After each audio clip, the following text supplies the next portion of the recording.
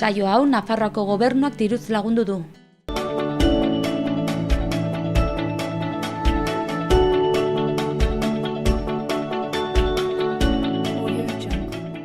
Arratsaldeon ikusentzule.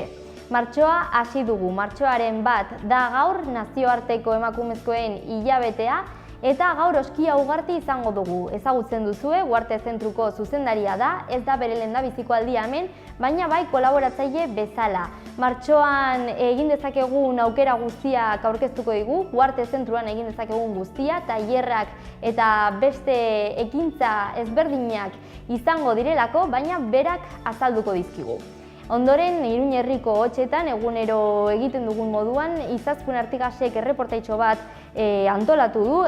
Oraingoan turismo azokan egon zen pasaren astean, Nabarturren, eta gero ikusiko dugu. Baina, lehendabiziz, has gaitezen egunero egiten dugun bezala efemerideekin.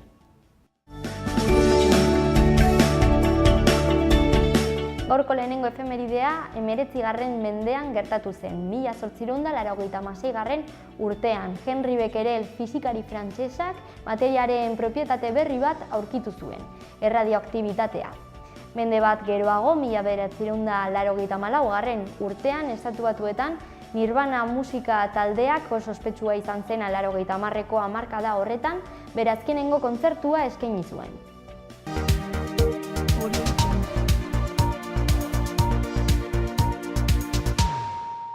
Jarraitu dezagun titular nagusiekin Aitziberren eskutik. Arratsaldeon, Ainhoa, hauexek dira gaurko unapuntzizko ularroburuak.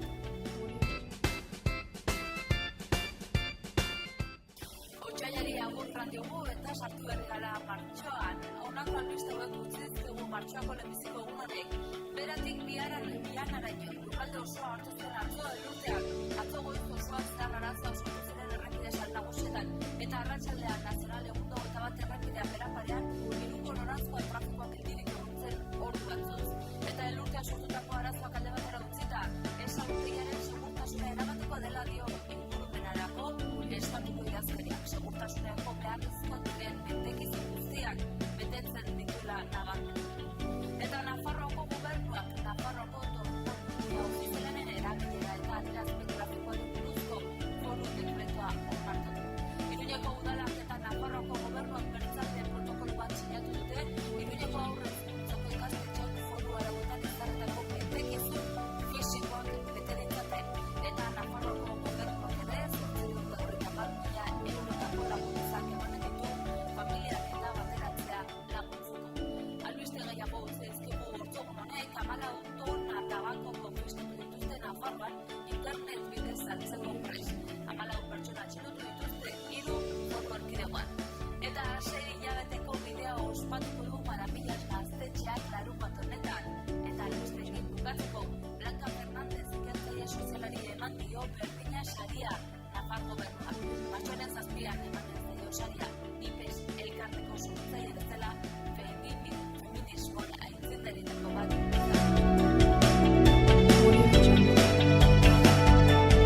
Agenda ikusteko unea iritsi da.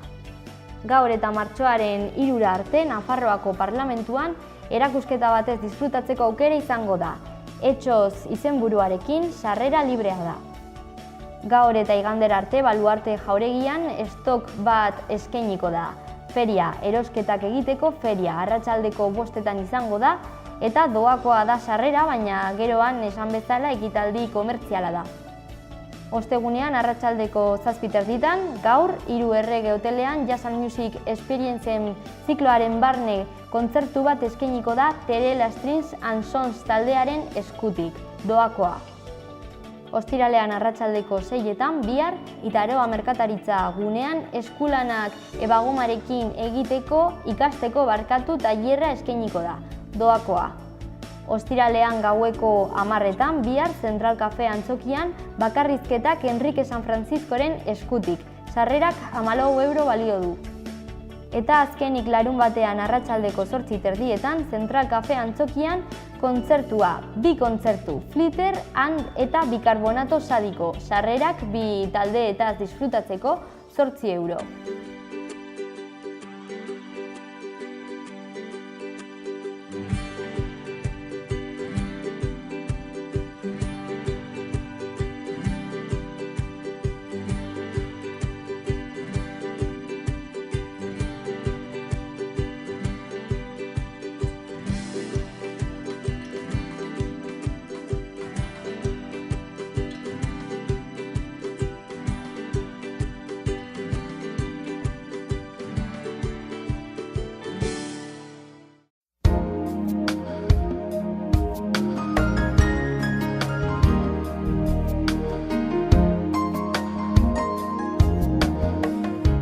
Zerua lainotsu egongo da, goizean erdi mailako lainoak eta goi lainoak gailenduko dira eta euria urria izango da.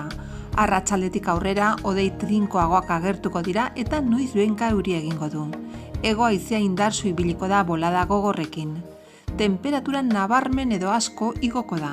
Ostiralean hodeiak eta ostarteak, goizean eguzkitsu egongo da tarteka. Arratsaldetik aurrera hodeiak ugarituz joango dira eta gauean zerua oso lainotsu egongo da. Egunaren amaieran euria egingo du. Hego haizea indartsu ibiliko da, temperatura gutxi jaitsiko da.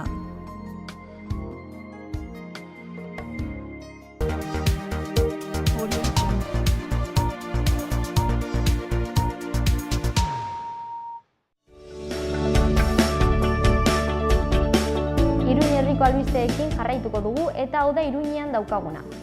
Maria Luisa Goñi Ezkati emakume nafarrak aste honetan bete egin dituen 100 urteak jai sorpresa batekin ospatu zituen, San Juan auzoko Oskia zentruan. Udalak zerrendak osatzeko deialdia egin du. Bat ekonomista izateko aldi baterako plaza bat lortzeko eta bestea formakuntza jasotzeko. Bestalde, irri zikloko Bilba Bol izenburua duen obra martxoaren 19 atzeratu da. Udalak eta gobernuak protokolo bat sinatu dute 2020 urterako Iruñeko haur hezkuntzako ikastetxeek Nafarroako arauetan ezarritako betekizun fisikoak bete ditzaten.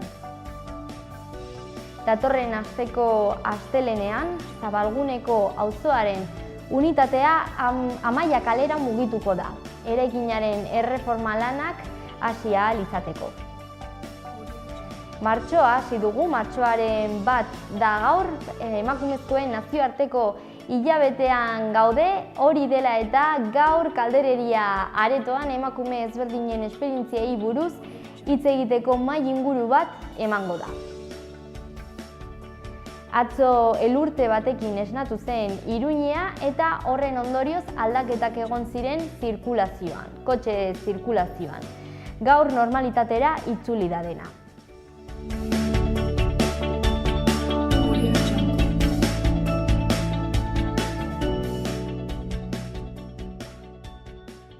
Egin dezagun aurrera Izaskun Artigasen erreportaitxoekin eta gaurkoan Nabartur turismo azokan egon zen eta hau da jaso zuena.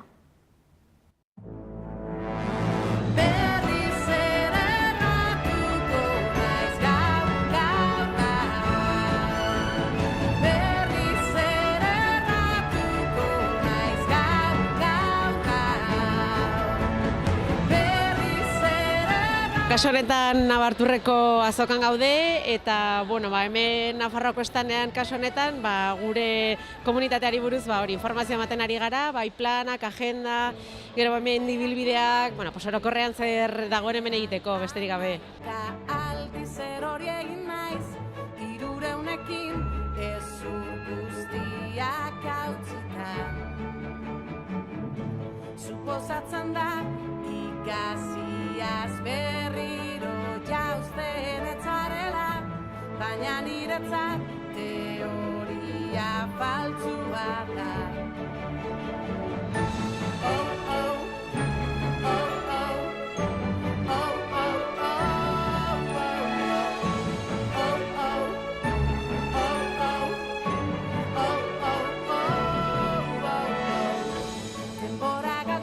Hasi gara 13. feriarekin eta hemen egiten duguna batez ere bada turismoa sustatzea.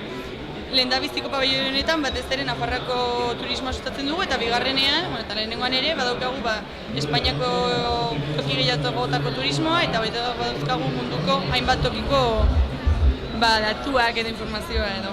Enaiz eskutatuko besten aurrean, berriz ere erratuko naiz gau.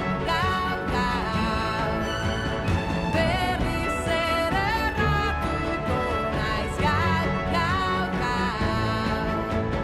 Berriz ere erratuko naiz gau. Berriz ere erratuko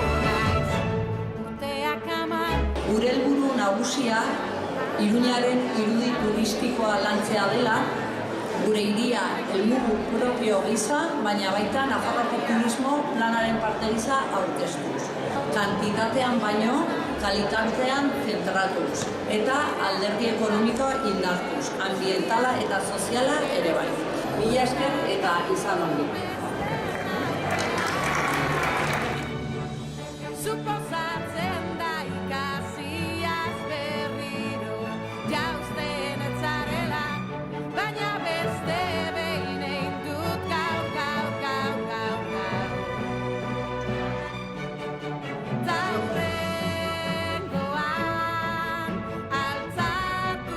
Plazer handia da niretzat Nabartur inauguratzea. Ziur nago Nabarturrek bisitariei ideiak emango dizkiela. Aukera asko izango dute, baina gaitu nahi nuke, ondo pasatzeko ez dela urruti joan behar. Hori egia da baita ere. Guretzat, gertuko publikoa eta barneko merkatua garrantzitsuak dira eta zaindu nahi dugu. Urte honetan, Nafarroko turismoaren estandean Doneiako bidea protagonista izango da. Gure simbolotariko bat delako eta gure esentzia laburtzen delako. Doneiako bidea, historia, kultura, ondarea, kirola, gastronomia, natura da eta. Nabarturren proposamen pilo izango dituzue Nafarroa ezagutzeko. Momentu da datozen egun honak antolatzeko, Aste Santua antolesteko, Luis esan duen bezala, ez galdu aukera. Eskerrik asko, y damos por inaugurada, desde luego, la feria.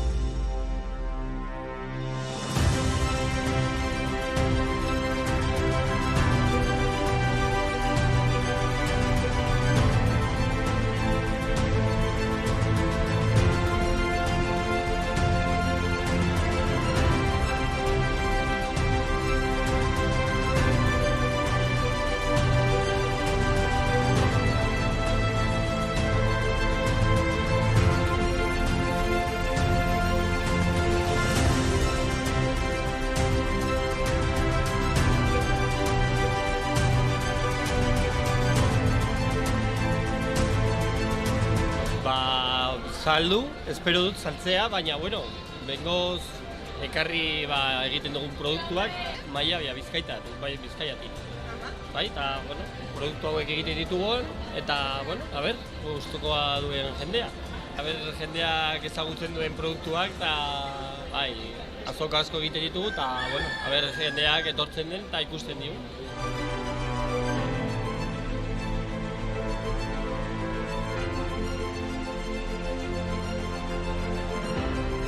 Bueno, baluarten gaude, Iruñean, gastronomia ferian, turismo gastronomiko feria hontan, ederra benetan, zeren, bueno, gure ondarea da, gure kultura, produktuak badakigu egiten, platearen ere bai, eta, bueno, hori hemen nahi dira aurkezten eta nola ez, jende hauekin egotera eta beraiekin pixkot ikustera jendea nola dagon eta zertan nahi diren, eta itxitzera.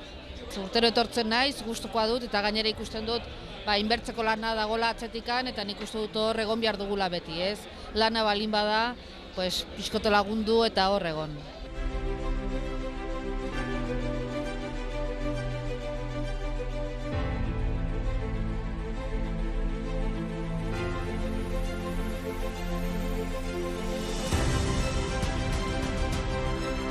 Mendabiatik gatoz eta saldu edo pixkoat sustatu nahi duguna izan da bertako gastronomia, bereziki jatorri deitura dakaten produktu horiek, ez?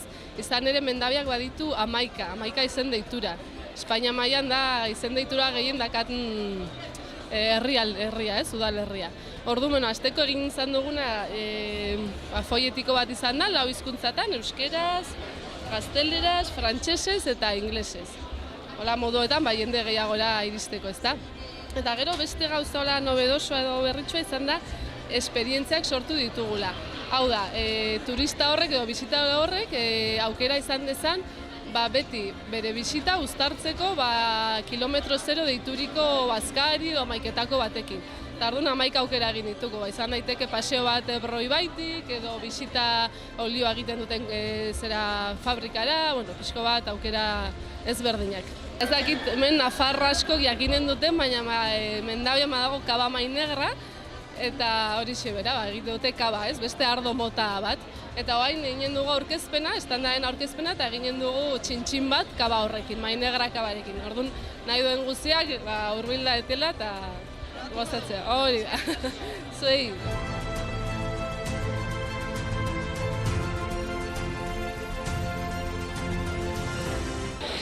Guk ekarri nahi duguna ona Baluartera da Lizarraldeak aurkezten dituen aukera paregabe guztiak. Horren artean, ondarea, natura, ekintza, gastronomia eta horretarako hemen daukagu panel handi hauek, argazkiz beteta, eta 3 egun hauetan egingo duguna da tailerrak, katak, baita daztapenak, olio gaztapena, gazta gaztapena, eta etortzen den guzti hori Lizarraldeak daukan guztia aurkeztu. Piragua, eskalada egiteko aukera dago, eta oraintza aurkeztu duguna, urtarrilan hain zuzen, da BTT-ko gune bat, 2200 kilometroko gune bat, eta bertan ruta desberdinak daude, egiteko aukera, zailtasun desberdinekoak, eta Lizarralde osoa bizitatu daiteke horren bidez. Nik uste dut geroz eta jende gehiago etortzen dela, eta oso interesatua dagoela turismoan hemen Iruñan eta inguruan. Gero eta gazte gehiago etortzen direla. Normalean igual aurreko urteetan, igual 40-50 urtetik gorakoak dira gehienak, baina nabari da jende gaztea ere feria eta azoka hauek gustatzen zaizkiola, gero eta gehiago eta badatoz. Eskerrik asko!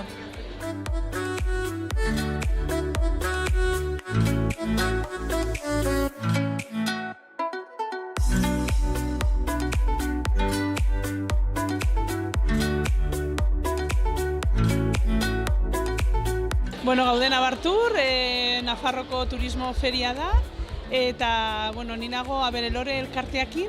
Abelelore da nekazaletxeko elkarte bat, gara landetxeak eta alojamenduek, bagarela nekazariek eta abeltzainak. Eta orduan gure alojamentutan, gure etxetan egiten alduzu egoten altzara, egun pasa, egun batzuk, eta gero ere partizipatzen alduzu gure aktibitatetan. Nekazari garenez, tortzen altzara behi bade iztera, edo gasna bat egitera, edo baratzean iritera gauzak, hoixen da eskentzen dugune. Batugu landetxeak Nafarra osoan, batugu Baztan aldean, Baztan bidasoa, edo Lizarraldekoak, Iruña aldekoak, edo Pirineoko aldekoak.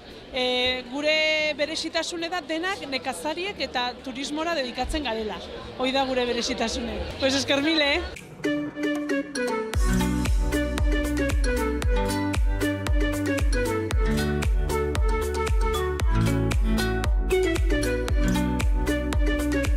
Hau da San Sebastian regioneko estana, eta batez edakeu Donostiko eta gero hemen barnealdeko informazioa. Momentuz ondo, guztua.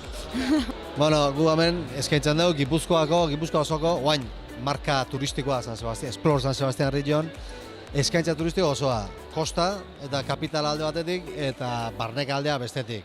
Ibilbideak, museoak, gastronomia, kultura, danetik, dana produktu turistikotan bilakatuta. Hori da eskaintzen dauna. Nabartur hasi zanetik urtero gabe, ez da inoiz da, 2005, 6 edo hasi zan, ez dago ziur, edizio guztietan ongea. Oso tradizionala zeate Iruñan, eta zerbait tradizio bezala hartzen duzutenan, hor fidel, eta hemen urtero etortzen da jendea, asko.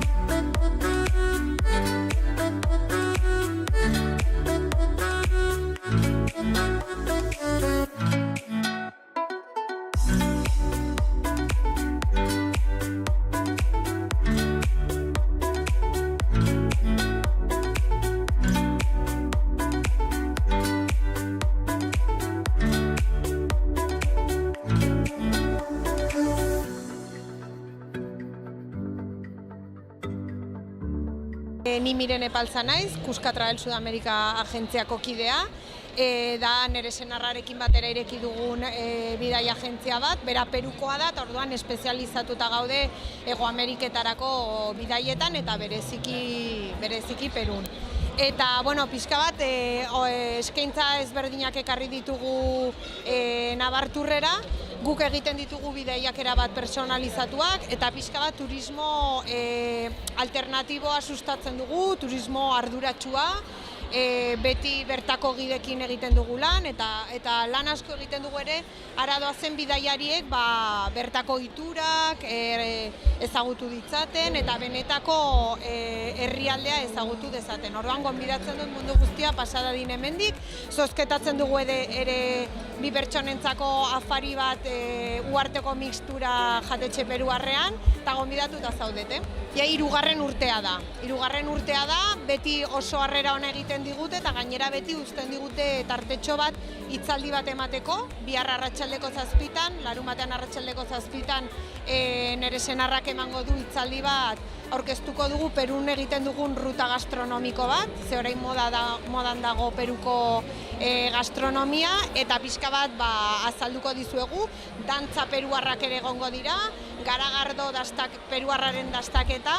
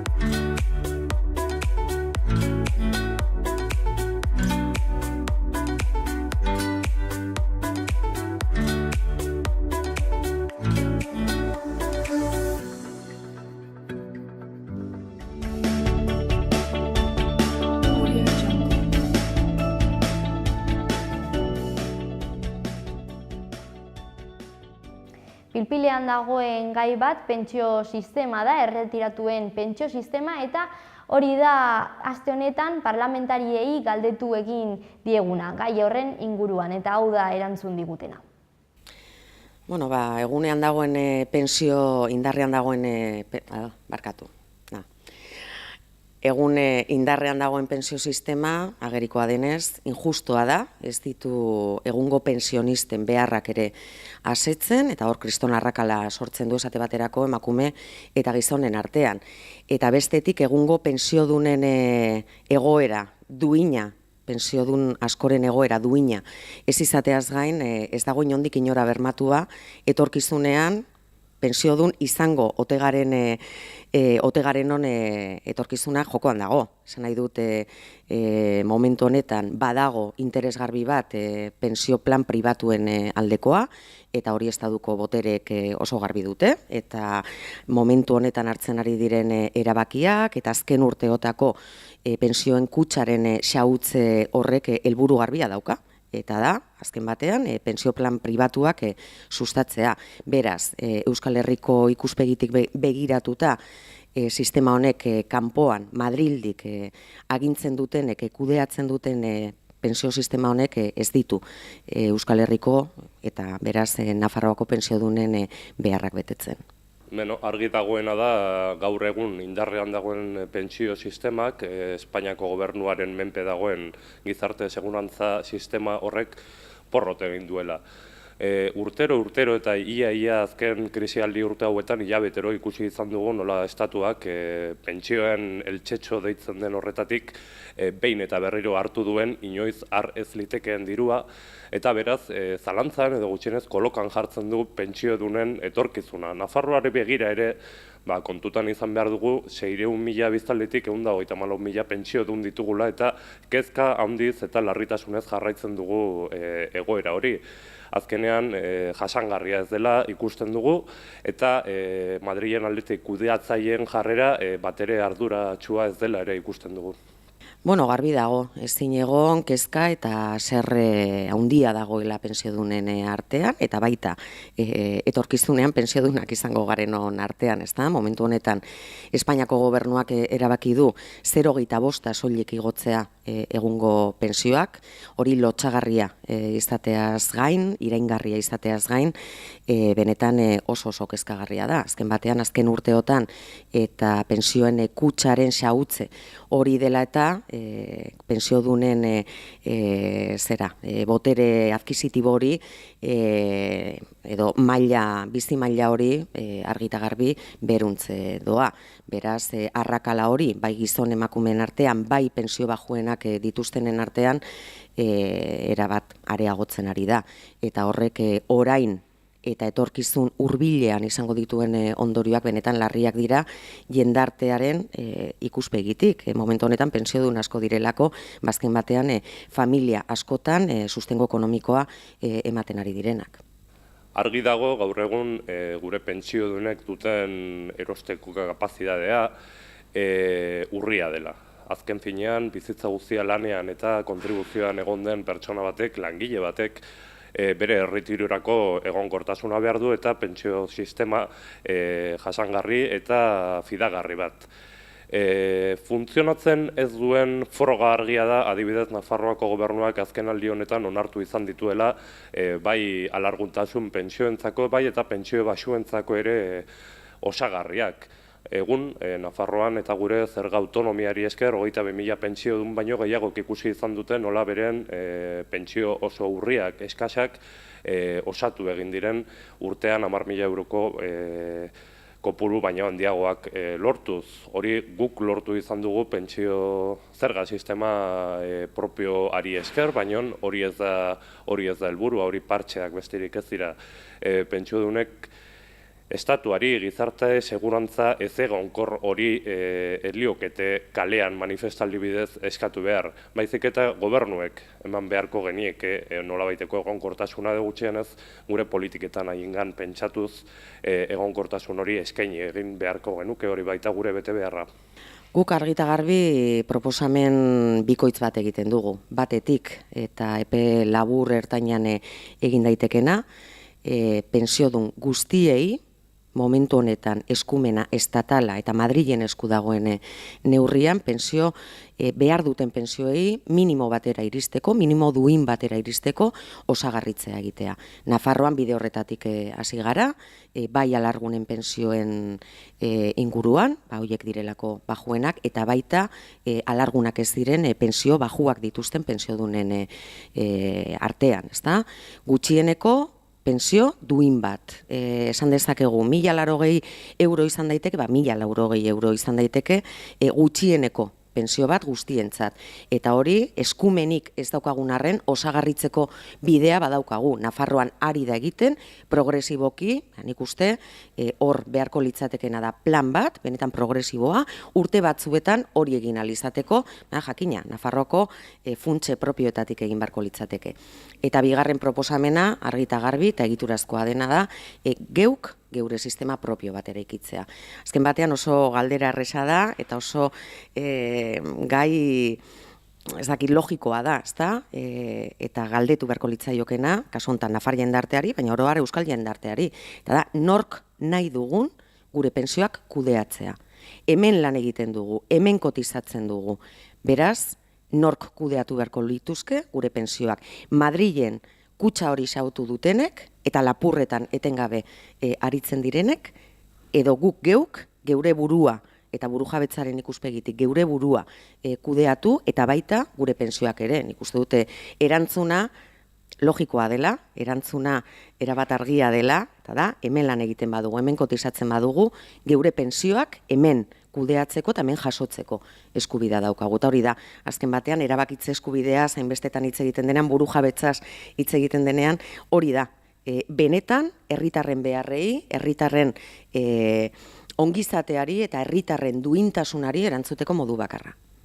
Geroa baik argi du eta Nafarroak gainera gure esan dudan moduan gure zerga sistema propioarekin, gure hitzarmen ekonomikoarekin argi dugu dela gizarte segurantzaren eskumena estatuari eskatzea. Berriro ere inoiz egonez den arren gure esku egotea eta gu bai fio gara egun Nafarroaren tamainarekin, Nafarroaren eredu ekonomikoarekin eta baiteziki hemengo gobernuek eskain dezaketen ardurarekin eta gertutasunarekin kudeaketa hori askoz ere hobea izango litzatekeela. Gure taldeak gainera lanean zenbait ikerketa egin ditu eta argi dago Nafarroan 130.000 pentsiodun baino gehiagok 1.800 milioi urtean suposatu ditzakela pentsio sistema egonkor bat mantentzeko eta bermatzeko. Horrek gizarte segurantzaren propiotasunarekin bideratuko luke. Ezin jarrai dezakegu Madrilen porrot egin duen sistema bati osagarriak jarriz kenkari fiskalen bitartez, baizik eta guk kudeatu nahi dugu sistema osoa, guk nahi dugu eskumen hori. Eta eskatu egiten dugu, badakigu Madrilen erantzunaren nolakoa izan den historikoki, badakigu nola hutsa unika deitzen dioten, kaja unika deitzen dioten hori hausteko gogorik ez dagoela, baino egoerak horrela jarraitzen badu, larritasun horrek horrela jarraitzen badu, gutxienez beharrezkoa izango da norberak bere kudeak eta hobea eskaintzen badu, gure pentsiodunei, gure hiritarrei azken finean eskaini ahal izatea Madrilen arduragabekeria bere bizikoa da, eta sistema horrekin jarrai ez dezakegun froga da gainera kalean ikustea pentsiodunak. Aste honetan azkenik ontzat eman dio Parlamentuko mailak euskararen legea berritzeko edo euskararen lege berri bat egiteko proposamena abian jartzeari, ezta? Batzorde berezi bat osatzea erabaki da eta batzorde berezi horren egitekoa oso simplea izango da. Eta da, hilabete batzutan zehar, printzipioz hilabete, edo behar den denbora hartzea, azken batean adostasunak biltzen saiatzeko, euskaren lege berri bat egiteko. Ze premisaren gainean? Oso premisa argiak, batetik zonifikazioa gainditzea eta euskara Nafarroa osoan ofizial izan dadin, bigarrenik eragile, bai euskalgintzako eragile eta bai jendartearen beste eragile askorekin batera, prozesu parte hartzaile bat abian jartzea adostasun horiek biltzen laguntzeko, eta hirugarrenik, Nafarroako realitate soziolinguistikoari nolabait erreferentzia egingo dion lege bat adostea, hori kontuan hartuko duena. Bildutik pozik gaude, hori urrian politika orokorreko eztabaidan planteatu genuen ebazpenetako bat izan zelako, bide eman zitzaion, baina hilabete batzuk pasa dira hori martxan jarri arte, eta beraz guk badaukagu itxaropena gai izango garela, gutxieneko batzuetan ados jartzeko, eta azken batean Nafar herritarren hizkuntza eskubideak bermatze aldera urratxe importante bat egiteko aldaketaren legegintzaldi honetan. Datorren astean euskararen batzordea sortuko da, euskararen legea aztertzeko eta ikertzeko. Dakigun moduan, azken hamarkada hauetan, ez urteetan, baizik eta hamarkadetan euskarak Nafarroan izan duen trataera ez da zuzena izan, bidegabea izan da, zeharo eta azkenean gobernuanek lanean diardu ere normalizazio horretara iristeko eta euskarak behar duen trataera bermatzeko. Egoera horren aurrean zer aurkitu dugu, betiko moduan, betiko martxan oposizioko talde, EQPnek, alderdi sozialistak eta alderdi popularrak aurka egin dute. Batzorde horren sorrerari berari eta batzorde horrek helburu zehatzak ditu, badirela legearen ezarpena ikertzea eta Nafarroako panorama soziolinguistikoa zein nolakoa den ikertzea. Ezin uler dezakegu zein den haien jarrera, baina azken urte hauetan, hamarkadetan esan duan moduan, egin dutena ikusita ez da harritzekoa. Hala ere, egun euskara badakigu Europako hizkuntza gutxituen kartak babesten duela, gobernu honek karta hori betearazi nahi du, eta panorama egoera soziolinguistikoa zein den ikertu nahi du. Ezin litekeena da gaur egun herrialde elebidun bat dugun honetan, administraritzak ez bermatzea hiritar guztien eskubidea, eta ez nahizari bete beharrez, baizik eta eskubideez, hiritar batek eskubide hori jarduteko gaitasunik ez izatea. Asko dugu egiteko, oraindik zonifikazioa ere badago, oraindik ere administraritzako lanpostuak,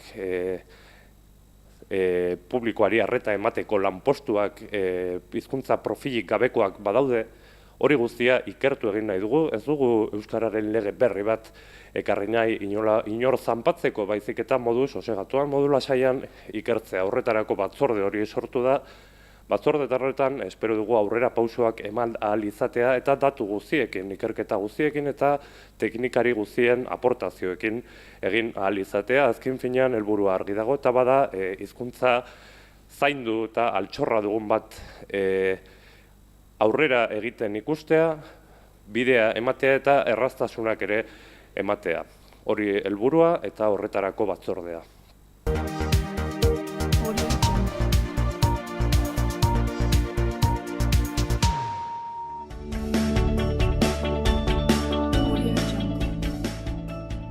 Biltegi arduraduna behar da bediainen interesatu bidali kurrikulunak ofertas bat abildua.navarra.es helbidera. Denda saltzailea behar da Iruñan lanaldi osorako goizez eta arratsaldez, astelehenetik ostiralera eta larunbata goizetan interesatu bidali kurrikulunak info@tutiendaenergetica.es helbidera. Ekoizpen lantegi batek mantenimendu ofiziala behar du Iruñan. Txandakaritzeko lanean beharrezkoa da gutxienez 5 urteko esperientzia. Kurrikuluna bidali selección@eulen.com helbidera. Erreferentzia eginez ofizial mantenimiento. Elektrizitate mekanika makinarien mantenimendurako langilea behar da Eskirozen lanaldi osorako. Goizeko 8 ordu batetara eta arratsaldez 3 6 Kurrikuluna bidali ofertas@abildua.navarra.es helbidera. Derrigorrezko bigarren hezkuntzako musika irakaslea behar da Iruñan. Kurrikuluna bidali info@abildua.jesuitinasPamplona.org helbidera. Autoei zirrikak aldatzeko langilea behar da Iruñan, astean 24 ordu, asteartetik igandera. Kurrikuluna bidali jokeloberena@abildua.gmail.com helbidera. Mantenimendu lanerako langilea behar da Iruñan, lanaldi osorako goizez eta arratsaldez, txandaka. Kurrikulunak bidali Iker Sánchez abildua elkorteingles.es helbidera. Bistako apainketarako igelzeroa behar da Iruñan, kurrikuluna bidali info@mrs@gmail.com helbidera. Metalurgiako ingeneri teknikoa behar da Iruñan, material erosketa arduratzeko praktiketako kontratuarekin lan ordutegia goizeko 8 ordu batetara. Soldata hilabetean 700 euro, kurrikuluna bidali fundación.gestionempleo@abildua.navarra.es helbidera. Ostatu jatetxe zerbitzaria behar da Zuaztin, 20 ordu astean uztaila bitarte astelehenetik igandera, astean 2 egun libre.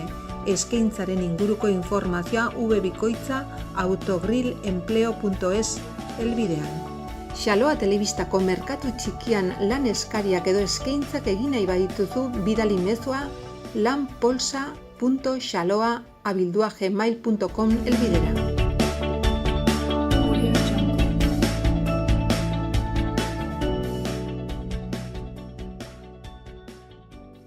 Ternera de Navarra, Nafarroko aretxea.